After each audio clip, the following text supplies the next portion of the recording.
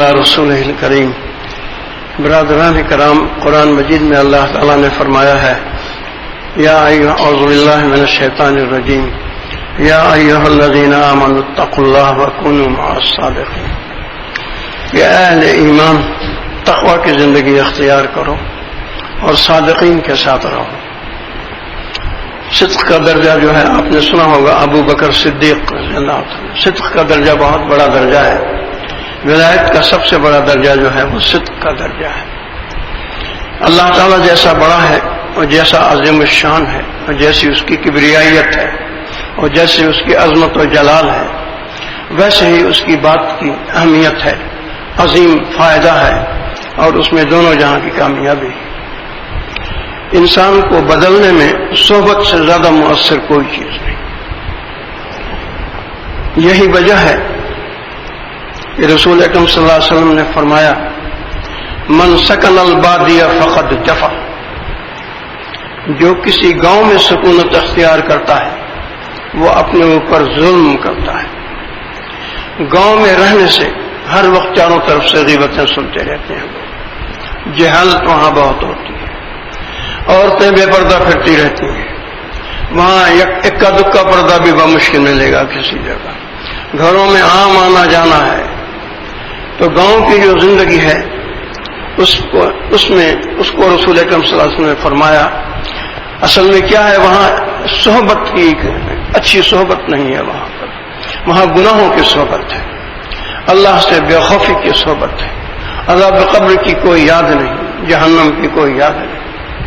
عورتیں جاتی ہیں پانی بھر کے لے آتی ہیں، جوان لڑکیاں جاتی ہیں پانی بھر کے لے آتی ہیں. تو صحبت سے زیادہ فائدہ بخش چیز کوئی نہیں ہے انسان کو بدلنے میں، اور اس کے لیے بڑا اہتمام کرنا چاہیے. ایک صحابی، جب صحابہ کا نام تقریباً سب ختم ہو گئے، اکا دکا کہیں رہ گئے، اس سے اندازہ کیجئے کہ بلال رضی اللہ تعالیٰ عنہ جو رسول صلی اللہ علیہ وسلم کے خاص مؤذن تھے، اور آپ بعض اوقات فرماتے ارحنی یا بلال، مجھے راحت پہنچائے بلال، یعنی اذان دو میں حاضر ہوں اللہ کے حضور میں. آخری عمر میں وہ شام میں سکونت اختیار کر لی تھی. انہوں نے جہاد پر گئے اور وہیں پھر شام کے اندر ہی رہ گئے. اب شام جو ہے وہ مصر کے قریب ہے، اردن کے بعد شام آتا ہے، آپ کے بعد عراق ہے، عراق کے ساتھ چھوٹا سا ملک اردن ہے، پھر شام ہے، اس کے بعد ساتھ ہی لبنان لگتے ہیں، یہ ہے وغیرہ وغیرہ، مصر پہ آ جاتا ہے. تو انہوں نے آخری عمر میں بلال رضی اللہ تعالیٰ عنہ نے شام میں سکونت اختیار کر لی. تو ایک بار رسول صلی اللہ علیہ وسلم کو خواب میں دیکھا کہ فرماتے ہیں یہ کیا غضب ہے بلال کہ اب تم مدینہ شریف آتے ہی نہیں. جب رسول صلی اللہ علیہ وسلم کو خواب میں دیکھا تو پھر غم تازہ ہوا اور سفر بند کر تیاری کی اور مدینہ شریف آئے. مدینہ شریف آئے تو لوگ دیکھ کے حیران رہ گئے. رسول صلی اللہ علیہ وسلم ان سے بڑی محبت فرماتے تھے. لوگوں نے گزارش کی کہ آپ اذان دیں. آپ مؤذن تھے رسول صلی اللہ علیہ وسلم کے وقت. جیسے ہی اللہ اکبر کی آواز پہنچی ہے ادھر ادھر، تمام جی لوگ گھروں سے جنہوں نے سنا روتے ہوئے نکل آئے. عورتیں بچے جو ہیں وہ روتے نکل آئے اور سارے لوگ رونے لگے ان کی اذان کی آواز سن. تو میں آپ کو عرض کر رہا تھا کہ صحبت کیا. اب بلال رضی اللہ عنہ شام میں سکونت پذیر ہو گئے تھے. اسی طرح بعض اکا دکا صحابی کہیں عراق میں تھے. تو جو لوگ رہ گئے تھے صحابہ کے بعد مدینہ شریف میں، تو ان میں سے ایک صاحب خاص طور پر عراق گئے.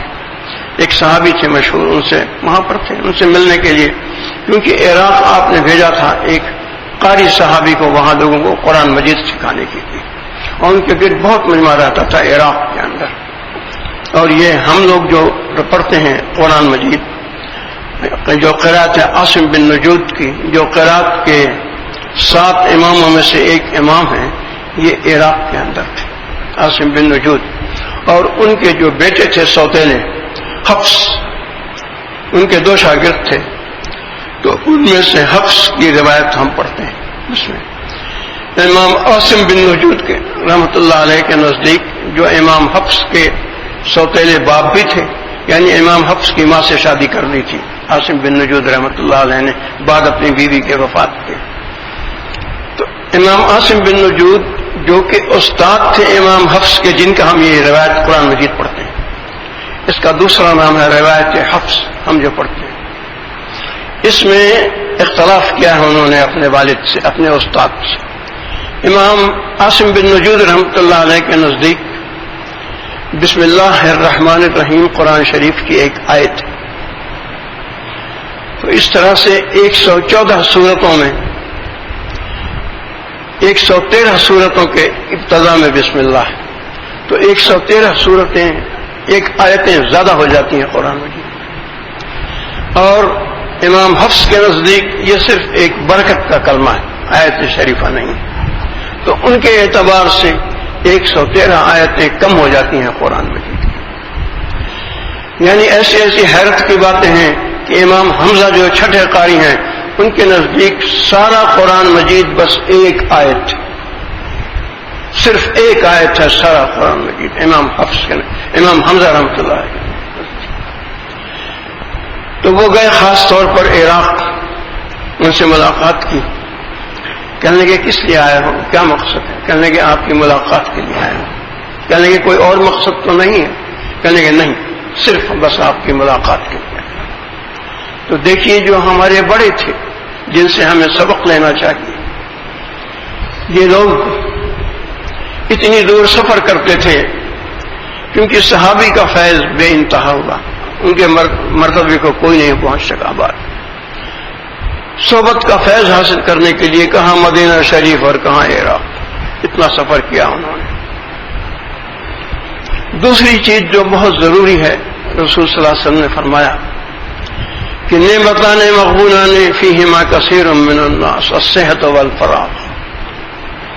کہ دو نعمتیں ایسی ہیں جن میں کثیر لوگ خیانت کے مرتکب ہوتے ہیں، غبن کے مرتکب ہوتے ہیں. پہلی صحت اور دوسری فرصت. ہمارے اندر یہ عادت ہے ہی نہیں کہ صبح سے شام تک اپنے وقت پر ہم نظر رکھیں کہ یہ کیسے گزر رہا ہے. جب یہ بات پیدا ہوگی تب یہ غم پیدا ہوگا کہ جو لمحہ گزر رہا ہے وہ ذکر سے خالی نہ جائے. جو لمحہ سبحان اللہ سے خالی گزر گیا بہت بڑا نقصان. جو لمحہ سبحان اللہ کے ساتھ گزر گیا بہت بڑی کامیابی ہے. ابراہیم علیہ السلام نے ایک پیغام بھیجا رسول صلی اللہ علیہ وسلم کے ذریعے امت کو. معراج میں آپ جب تشریف لے گئے کہ اپنی امت کے لوگوں سے کہہ دیجئے کہ جنت جو ہے وہ ایک ویران جگہ ہے، اس کے اندر وہ باغ لگائیں آپ کی امت کے لوگ. اب دیکھیے باغ کی کیفیت. ایک شخص جو ایک بار سبحان اللہ کہتا ہے اس کے لیے جنت میں ایک باغ پھلدار لگا دیا جاتا ہے جس کے نیچے عربی نسل کا گھوڑا اگر دوڑے تو 500 سال لگیں گے. اس کو 500 سال تک محیط ہے اس کا سایہ. اب جس نے 100 بار سبحان اللہ صبح کو پڑھا اس نے 100 درخت لگا دیے جنت. تو جنت کے جمعہ جس نے سورہ دخان کو پڑھا ہر جمعے کو، یہ 25ویں سپارے میں ہے، 2 ورق کی سورہ ہے، پڑھنے میں 4-5 منٹ لگتے ہیں. صبح کو جس نے سورہ دخان کو پڑھا جنت میں اس کو سرخ مروارید و جواہر کا ایک محل بنا کے دیا جاتا ہے. اور وہاں اس طرح سے ہر شخص جو جمعے کو پڑھتا ہے کتنے محلات اس کے لیے بنتے رہتے ہیں. نماز کے عمل سے محلات بنتے ہیں، قرآن مجید پڑھنے سے محلات بنتے ہیں، باغات بنتے ہیں. لیکن یہ ساری چیز ہے کہ انسان کثرت سے اس بات کو یاد رکھے جو رسول صلی اللہ علیہ وسلم نے نصیحت فرمائی. جب کسی صحابی نے پوچھا ملاکس الناس واحزم الناس یا رسول اللہ، سب سے زیادہ محتاط و دور اندیش کون سا شخص ہے؟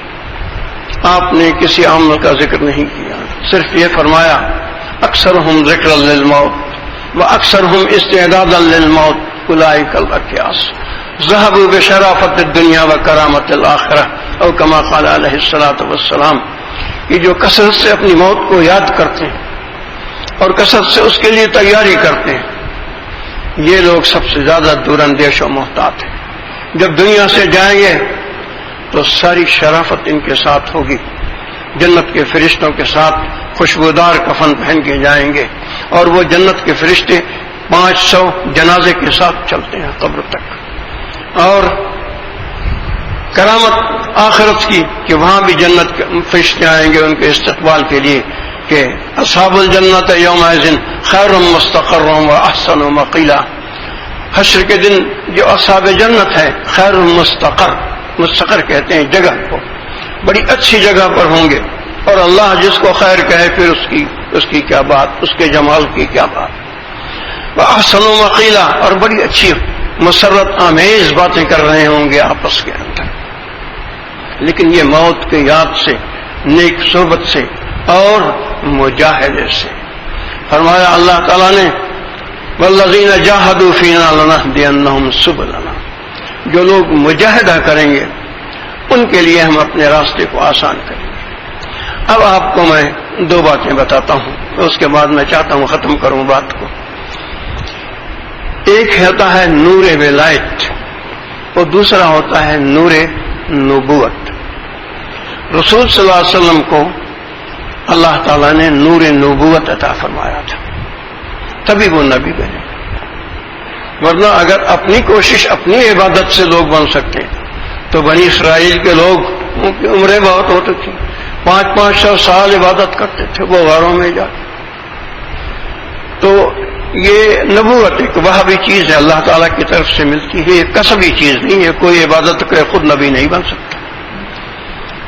تو ایک ہوتا ہے نور نبوت، یہ بہت مؤثر نور ہے، بہت جلدی بہت زیادہ صفائی کرتا ہے قلب. دوسرا ہے نور ولایت، یہ بقدر آپ کے خلوص کے، آپ کے دھیان کے اور آپ کے وقت لگانے کے.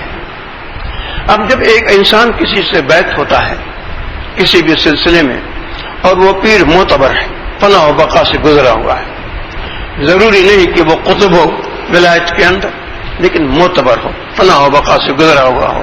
جو بنیادی اسباق جن کو کہتے ہیں بنیاد، جیسے ہر عمارت کی بنیاد ہوتی ہے، ویسے بنیادی اسباق جو ہیں اس میں اس نے فنا و بقا حاصل کی ہے. نقشبندی کے سلسلے میں یہ ہے کہ تمام 7 لطائف میں اس کے ذکر اللہ اللہ جاری ہو، یعنی سارا وجود بھی ذکر کرتا ہو، رواں رواں بھی اس کا ذکر کرتا ہو، قلب روح وغیرہ وغیرہ. تو کیا ہوتا ہے کہ جب کوئی بیعت ہوتا ہے، بیعت ہونے کے بعد مراقبے میں بیٹھتا ہے. اب ابلیس کو بھی پتا ہے کہ یہ مراقبے میں زیادہ بیٹھا، تو مراقبے میں بیٹھنے سے کیا ہوتا ہے کہ انسان تصور کرتا ہے کہ وہ نور جو رسول صلی اللہ علیہ وسلم کو اللہ تعالیٰ سے ملا تھا، نور نبوت، وہ سلسلے ابو بکر صدیق رضی اللہ عنہ سلسلے کے بزرگوں سے ہوتا ہوا میرے پیر سے ہوتا ہوا میرے قلب میں آ رہا ہے، مانند ایک دھارے کے ہے، جیسے دریا سیلاب میں ہوتا ہے. تو اور انسان دھیان کے ساتھ بیٹھے، جتنی دیر تک اس کا دھیان رہتا ہے خیالات وغیرہ نہیں بھاگتے، اور اگر بھاگے تو پھر دھیان کو لگا لے. تو اس نور سے بہت زیادہ صفائی ہوتی ہے تھوڑی دیر میں بھی. اگر ایک انسان 20 منٹ بیٹھا مراقبے میں اور دھیان اس کو صرف 5 منٹ حاصل ہوا، تو اپنے زبان سے 5000 بار کلمہ پڑھ لے تو اتنی صفائی نہیں ہوگی جتنا اس 5 منٹ کے نور سے ہوگی.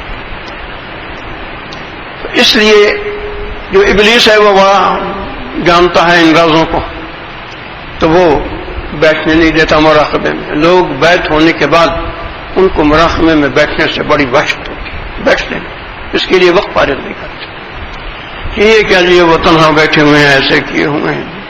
باتیں کرنے میں، اخبار پڑھنے میں، ٹیلی ویژن دیکھنے میں بہت وقت گزار دیں گے، لیکن مراقبے کے اندر جی آدھا گھنٹہ بیٹھے تو معلوم ہوتا ہے کہ جی زمین نیچے گرم ہو گئی ہے، بیٹھنا مشکل. تو لوگ بیعت ہونے کے بعد مراقبے میں نہیں بیٹھتے. دوسری چیز یہ ہے کہ اس بات پر نظر رکھنا کہ مجھ سے چھوٹا بڑا کوئی گناہ نہ ہو. اتقیاء کی اتباع، ھدی للمتقین والعاقبۃ للتقوی، آخرت کی زندگی متقین کی ہے. ان المتقین فی جنات وعیون، جنت اہل تقوی کے لیے. تو گناہ زبان سے خاص طور پر نہ ہو، آزاد سے گناہ نہ ہو. اور جتنا زیادہ سے زیادہ ظاہری عبادت کر سکتے ہیں، کلمہ پڑھنا ہے، ذکر کرنا، اٹھتے بیٹھتے چلتے پھرتے، جیسے اللہ تعالیٰ نے فرمایا ہے یذکرون اللہ قیاما وقعودا وعلی جنوبہم، کہ ذکر کرتے ہیں اٹھتے بیٹھتے اور لیٹے ہوئے، تو اس کا اہتمام کریں اور اس بات کو یاد رکھیں کہ انسان کے سب سے قریب جو چیز اللہ نے رکھی ہے وہ اس کی موت ہے۔ اور یہ جو چاروں طرف قتل ہو رہے ہیں، آپ خبریں اخبار میں پڑھتے ہیں، ان سے بہت عبرت پکڑنی چاہیے۔ یہ سوچنا چاہیے کہ یہ چاروں طرف جو قتل ہو رہے ہیں یہ حدیث کی ایک پیشن گوئی۔ فرمایا رسول اللہ صلی اللہ علیہ وسلم نے قیامت کے قریب قتل بہت ہوں گے اور فحاشی بہت ہوگی، یہ دو چیزیں بہت ہوں گی۔ تو اب انسان کو ہماری یہ جو بھائی اس طرح سے قتل ہو رہے ہیں، کہیں دھماکہ ہو گیا، کہیں کچھ ہو گیا، کہیں کچھ ہو گیا، لوگ مر گئے، ہمیں اس سے اپنی موت کو یاد کرنا چاہیے، کیونکہ انسان کے سب سے قریب اللہ تعالیٰ نے اس کی موت کو رکھا ہے، اور موت کی ہر وقت تیاری کی فکر میں رہنا چاہیے۔ زبان سے ذکر، گناہوں سے بچنا اور نیک لوگوں کی صحبت میں رہنا۔ اب اوابین کی نفل ہے، جو انسان 6 رکعت اوابین پڑھتا ہے 12 برس کی عبادت کا ثواب ملتا ہے، ترمذی شریف کی حدیث۔ جو 1 مہینہ اوابین کی نماز پڑھے گا 360 سال کی عبادت کا ثواب، 3 مہینے میں 1000 سال کی عبادت کا ثواب۔ حالانکہ اوابین کی نماز پڑھنے میں 10 منٹ لگتے ہیں، مغرب کی فرض و سنت پڑھ کے 6 رکعت نفل پڑھنا، مختصر صورتیں ہیں، قل یا ایھا الکافرون، قل هو اللہ، یا تبت یدا، قل هو اللہ، قل بالفلق، قل بالناس، یہ 6 صورتیں لے لے انسان اور 6 رکعت پڑھ لے، 12 برس کی عبادت کا ثواب ہے۔ تو یہ حضرات اس دنیا کی زندگی میں اس بات کو سمجھنا چاہیے کہ یہ جسم بڑا نازک ہے، یہ عذاب قبر کو برداشت نہیں کر سکتا۔ یہ گرمی آپ دیکھ لیجئے، جو ہے رات کو نیند نہیں آتی، بجلی چلی جائے پنکھے نہیں چلتے، یہ گرمی برداشت نہیں ہوتی، قبر کا عذاب کیسے برداشت ہوگا اور جہنم کا عذاب کیسے برداشت ہوگا۔ اس لیے ہر انسان کوشش کرے، خاص طور پر جو شوہر ہے گھر کا، اللہ نے اس کو مخاطب کیا ہے اور کہا ہے قوا انفسکم واہلیکم نارا، بچا اپنے آپ کو اور اپنے گھر والوں کو، یعنی اپنی بیوی بچوں کو آگ سے۔ قیامت کے دن بیٹا دشمن ہوگا باپ کا اور بیوی دشمن ہوگی شوہر کی۔